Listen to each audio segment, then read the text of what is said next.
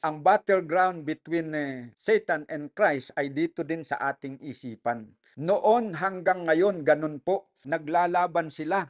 Nag-uudyok si Satanas ng mga negative thoughts, nag-uudyok naman si Panginoon ng positive thought. Ginagamit ni Satanas yung kanyang mga angels para isagawa yung kanyang layunin. Ginagamit din ng Panginoon ang kanyang mga anghel para gawin ang kanyang kalooban. Ito ang lesson sa atin. Dapat na magiging mapagtimbang tayo. Huwag tayong padalos-dalos na kung ano ang sumulpot sa ating isipan, gagawin natin. Kinakailangan na anuman ang sumulpot sa ating isipan, timbangin natin kung tama ba o mali, dapat ba natin sundin o hindi, dahil malay natin kung yung sinunod natin, nag-take action tayo kaagad yun pala ay udyok ng kalaban. Di mapapahamak tayo para mas makatama tayo ng desisyon.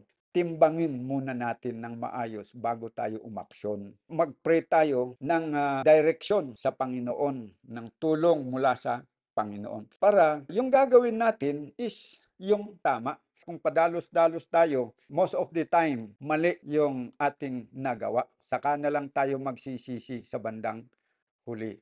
Mas mabuti na sa umpisa pa lang, huwag tayong padalos-dalos. Kung anuman ang darating sa ating isipan, let us weigh it down and consult the Bible and make a prayer to God for direction para anuman ang desisyon natin is magiging tama sana.